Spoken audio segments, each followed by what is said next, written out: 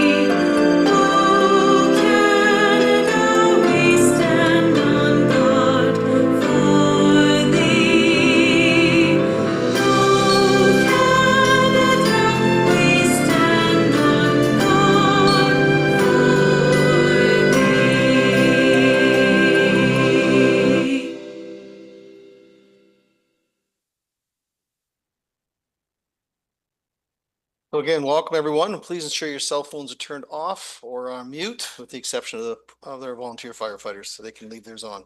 And we'll begin our meeting with our land acknowledgement. As we gather, we are reminded that the municipality of South Huron is situated on Treaty 29 land that is steeped in rich Indigenous history and home to First Nations, Inuit, and Métis people today. And as a community, we have a responsibility to honor and respect this territory's significance for the Indigenous people who lived and continue to live upon it, and whose practices and spiritualities were tied to the land and continue to develop in relationship to the territory and its other inhabitants today. In the spirit of reconciliation and truth, we acknowledge the Anishinaabe and the Haudenosaunee peoples on whose traditional territory that we are meeting. Thank you for that. We'll move on to item number 2, Ms. Masuo-Carlson. The South Huron Council approves the agenda as presented. And a mover, please. Moved by Councillor Neeb, seconded by Councillor Dietrich. Any discussion? Call the question. All in favor? And that carries with 6. Thank you. Disclosure of pecuniary interest and the general nature thereof. Are there any disclosures at this time? And not seeing any. We will have no presentations under 4, no delegations under 5, and no public meeting under 6. So we move to 7.1. Ms. Masuo-Carlson. That South Huron Council adopts the minutes of the regular council meeting of February 2nd, 2026 as printed and circulated. And a mover, please. Moved by Deputy Mayor, seconded by Councillor Vaughan. Any discussion? Call the question. All in favor? And that carries with 6. 8.1, please. That the minutes, agendas, and correspondence of the following committees and or boards be received as presented to council. Grand Bend Area Joint Sewage Board, minutes of December 11th, 2025 and 2026 final budget. Ausable Bayfield Conservation Authority, draft minutes of December 18th, 2025 and agenda package of February 19th, 2026. Exeter Business Improvement Area, minutes of January 5th, 2026. Upper Thames River Conservation Authority correspondence. And a mover for that, please. Councillor Neeb moves. Is your seconder? Councillor Vaughan seconds. Is any discussion? Call the question. All in favor? And that carries with 6. Thank you. 9.1.1, please. That South Huron Council received staff report BPS 05-2026 sign variance request, 10 Lawrence Street, Exeter, and that council approves the variance request to increase the height of the ground sign to 2.36 meters and increase the ground signed area to 6.73 square meters.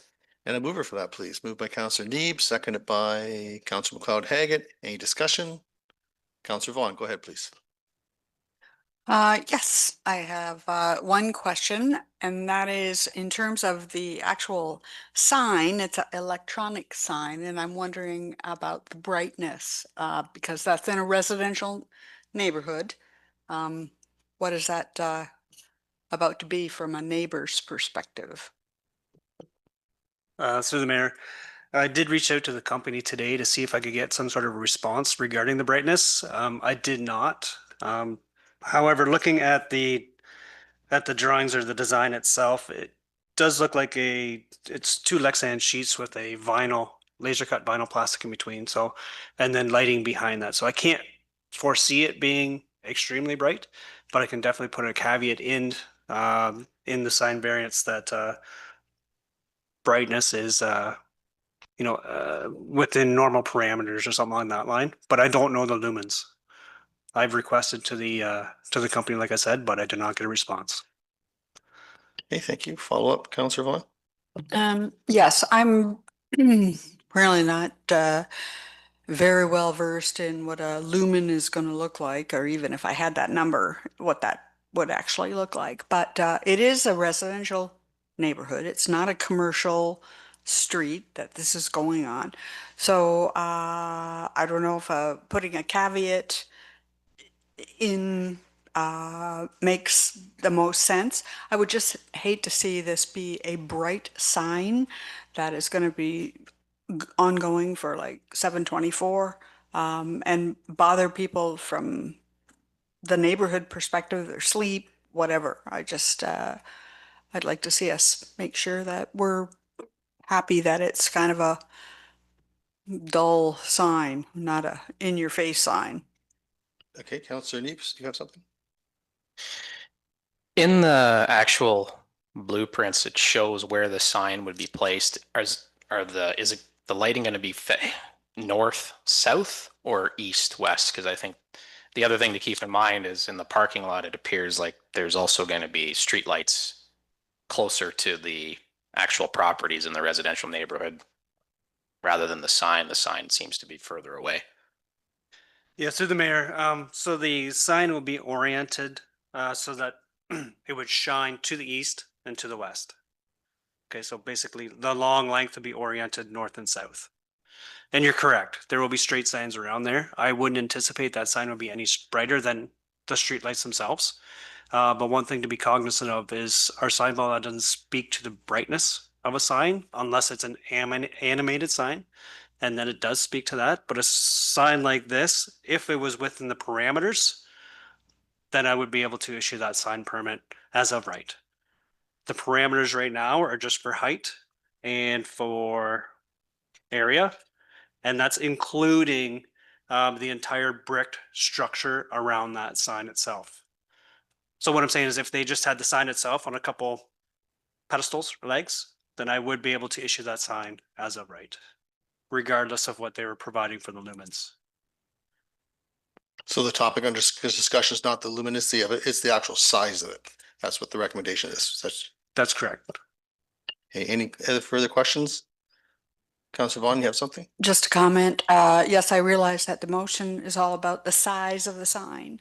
But the lumens are a concern to me because it is a residential area. This is not Main Street, Exeter. This is, and if it's facing east to west, the households on the east side of the street, depending on how far that sign actually is placed, might be bothered by something like that, new to their neighborhood. So I'm just concerned and not sure where to take it, how to make sure that it's not an annoyance to the neighboring properties. Thank you. Anything further, Mr. Olaf? No, I'll just reiterate through the mayor, I'll just reiterate that I will make the design company as well as the owner definitely aware of that. And just if there is concerns from the residential area that's to the east, we can bring that up with the owner, and they've been really, really good to deal with as of right now. So I don't see there being a concern if they have to dim it down a little bit. Okay, thank you. Very well. So we have a Thanks. mover and a seconder. Is there no further discussion? Call the question, all in favor? And that carries with 5. Thank you. And Counselor Vaughn, your microphone, please. Okay, next item, please. Let South Huron Council receive staff report ESD 02-2026, 2025 annual report for the South Huron drinking water system. And a mover, please. Moved by Counselor Neebs, seconded by Counselor McLeod-Haggett. We welcome Alyssa Keller to come and do some, have some discussion on this. Go ahead. Thank you, Mayor. Through you, just wanted to give a brief overview. I understand this is a big report. There's a lot of reading, there's a lot of numbers, there's a lot of figures. So just do some highlights just to cover everything. Also, first and foremost, it's important to thank all the people that make this report possible. So that includes our frontline operators, our support staff, and council that make this possible every year.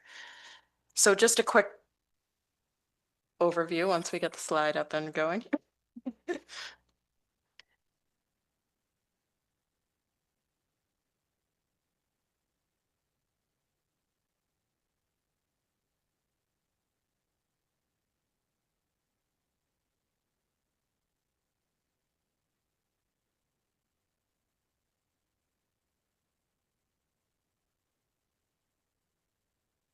Yeah. Next slide, please.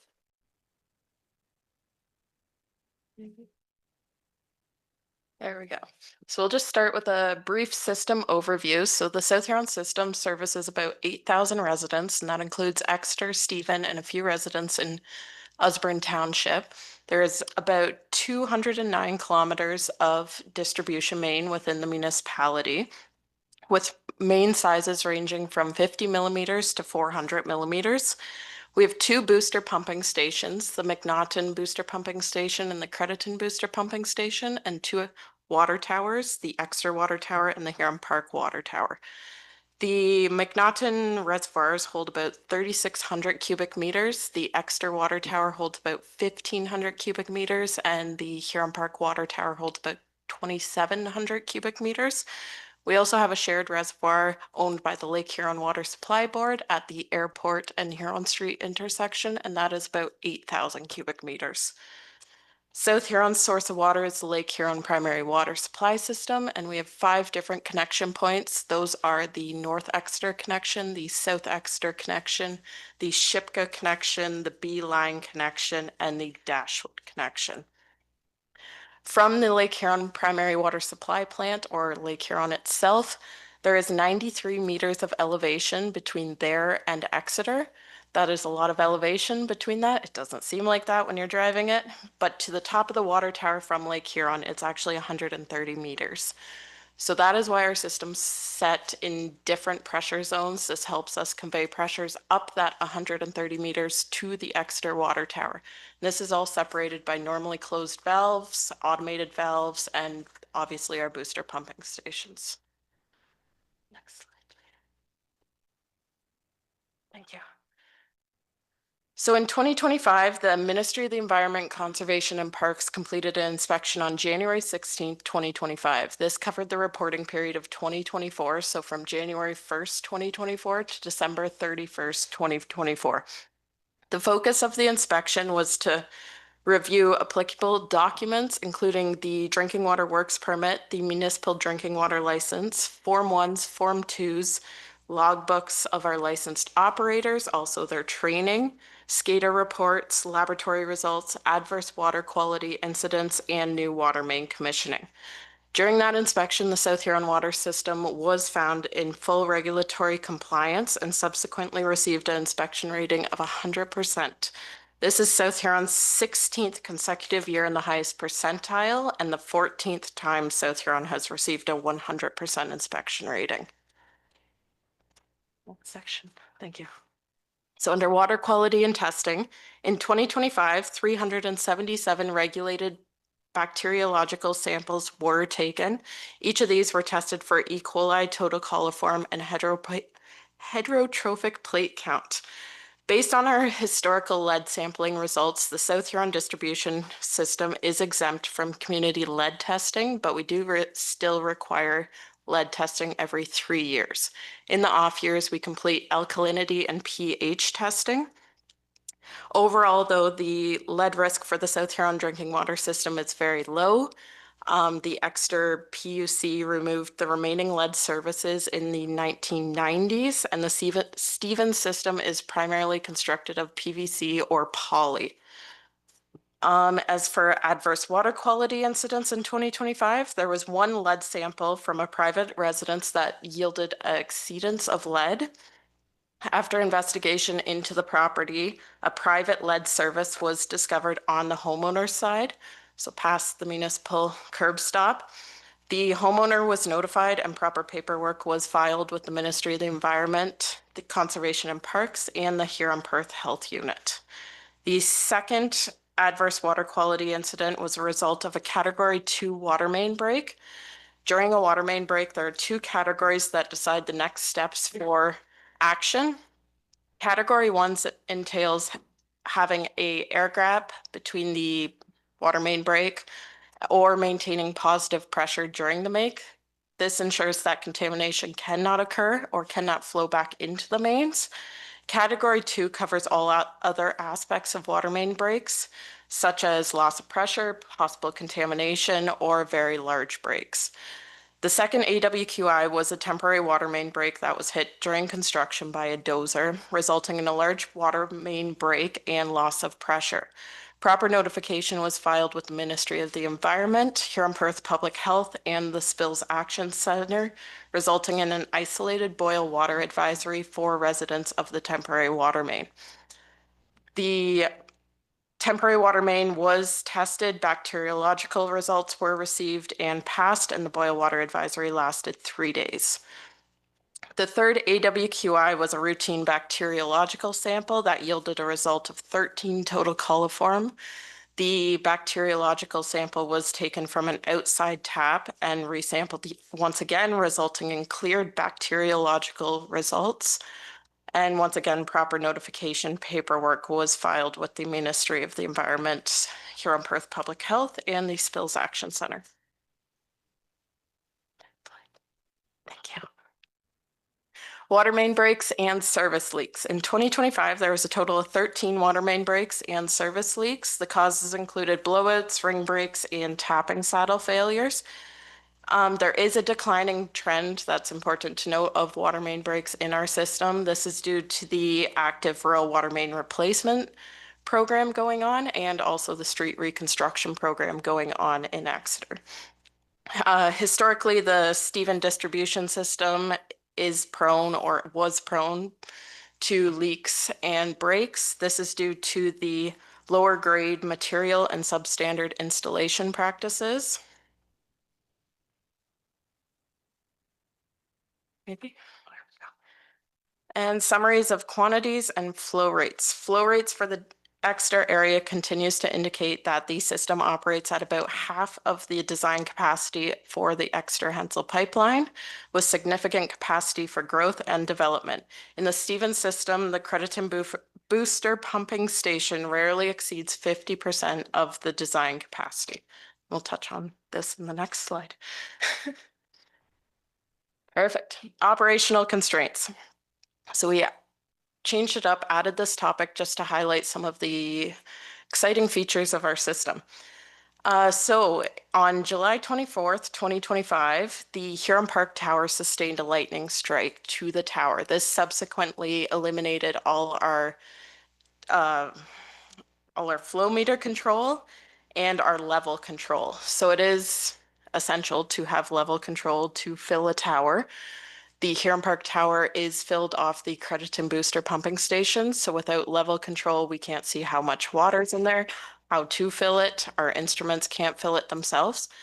But with having the Exeter water tower built at the same grade line, it was a split-second decision to open the airport line interconnect valve, and we were then able to run both towers off the Exeter tower level control. So it's essentially like nothing happened, which was great news because it was about a month to get parts in to repair that level control system. Another operational constraint within the system in 2025, the Dashwood Main Street reconstruction created lower pressures east of Dashwood during the temporary water main building and the replacement of the 200 millimeter water main. The South Huron distribution system was reconfigured to create higher pressures on the east side of this Dashwood during this project by using the Huron Park Tower and its natural elevation. So we remember the 130 meters.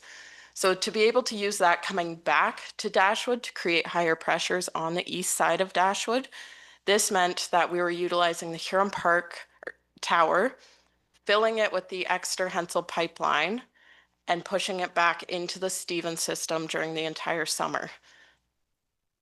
And then another operational constraint, the supply system maintenance from the Lake Huron primary water supply system continued to increase in 2025, leading to 25 shutdowns for the South Huron system. That is an increase of 67% from the previous year. Each shutdown affects supply for fire, storage, and pressures.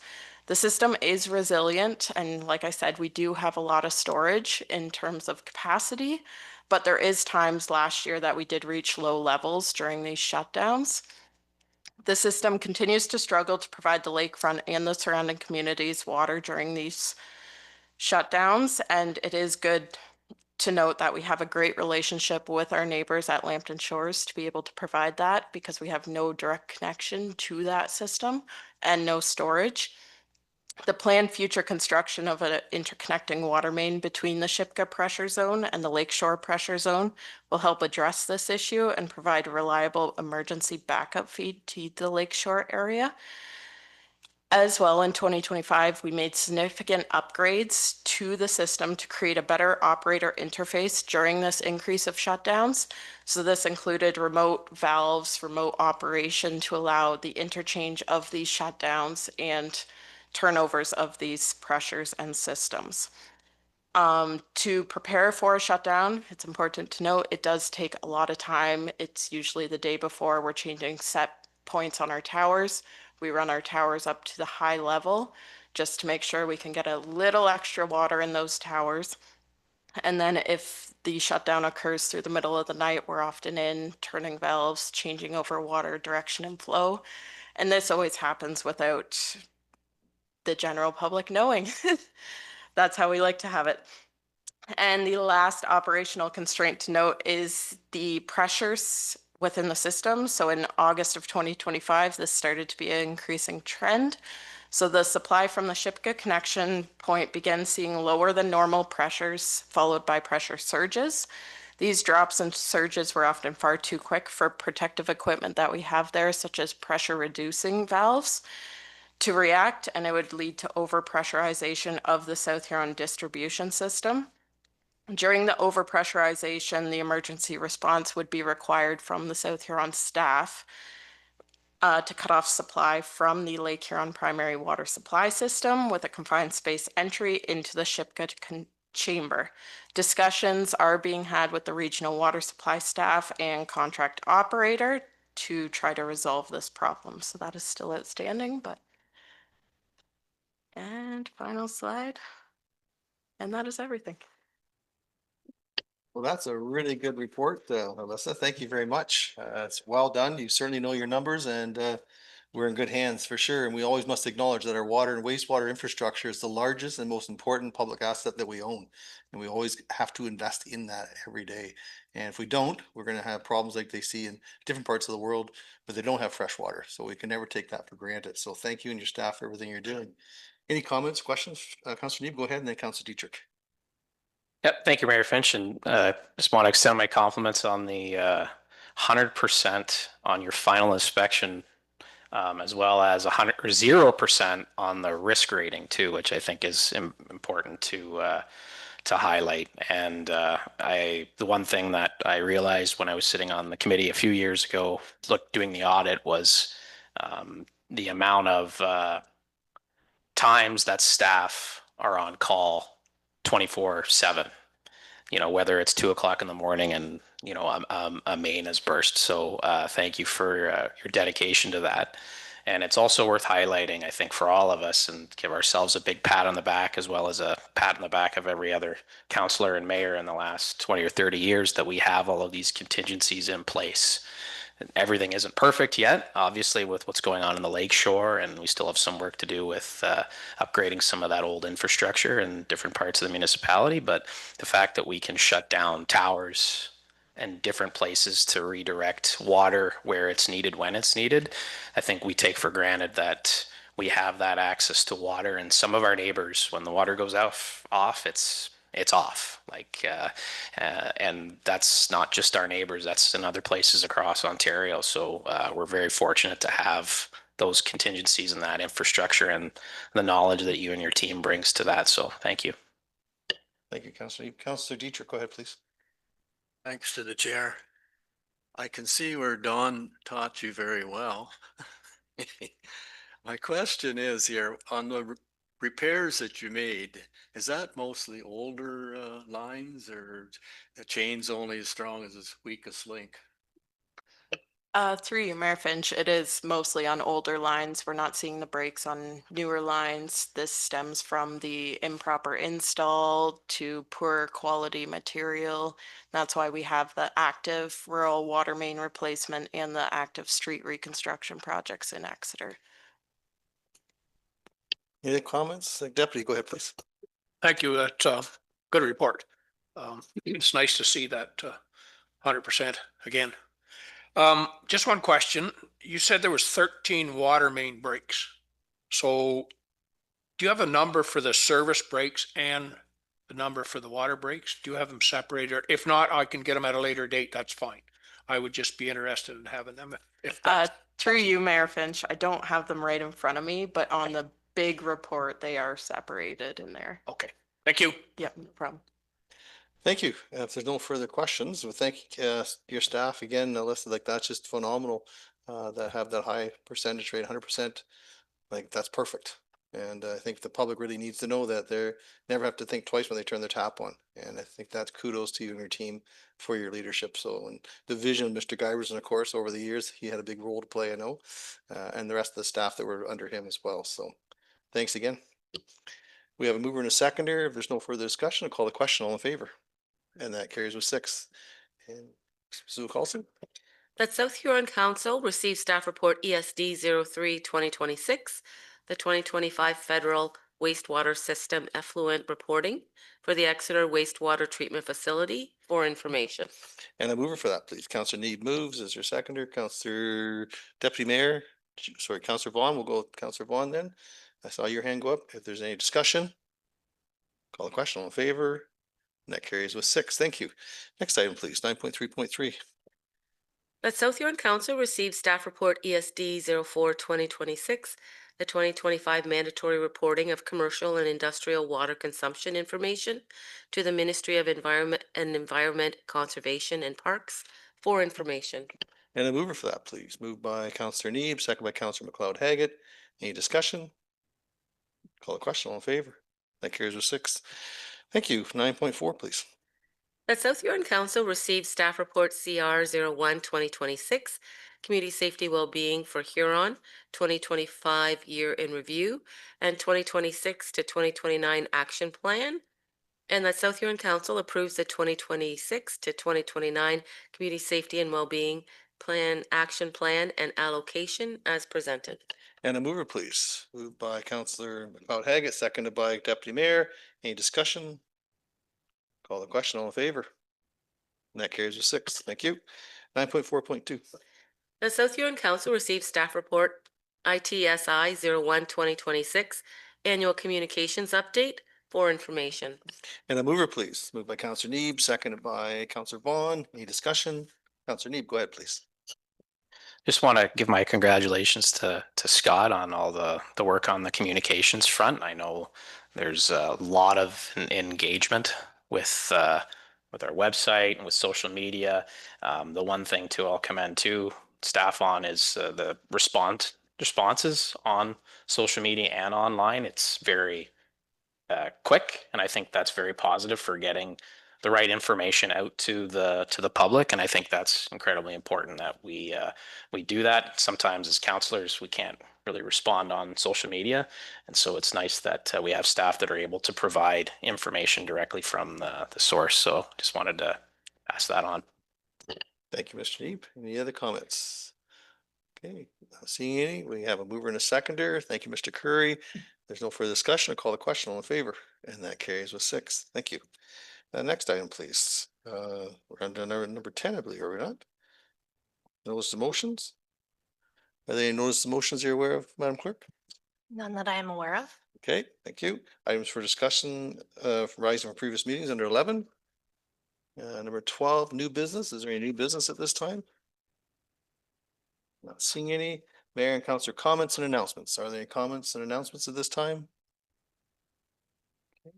Not seeing any. Communications. Ms. Masuda Carlson, if you could read them out, please. Okay. 14.1, Paul? 14.2, 14.3, 14.4, Paul? 14.5,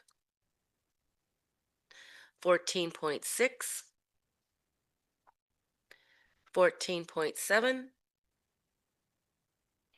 14.8, 14.9, 14.10, 14.11, 14.12, 14.13,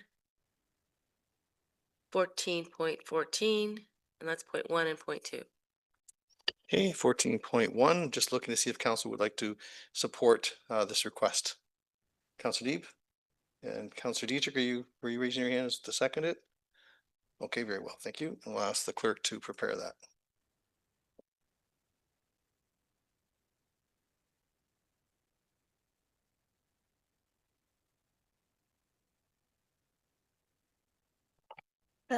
That South Huron Council endorses the draft resolution included in Blackbird Media Inc.'s February 10th correspondence requesting support of CKNX AM to FM CRTC application.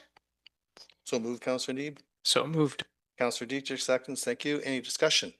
Call the question, all in favor? And that carries with 6, thank you. And then 14.4, I'm able to go to that event. If I can just get a mover to get that on the table. Councillor Deeb moves it. Is there a seconder for that? Councillor Vaughn seconds. Any discussion? Call the question, all in favor? And that carries with 6, thank you. And there's no other items for discussion, so go to the recommendation, please. That South Huron Council receive communication items not otherwise dealt with. And a mover for that, please. Moved by Councillor Neeb, seconded by Councillor McLeod Haggett. Any discussion?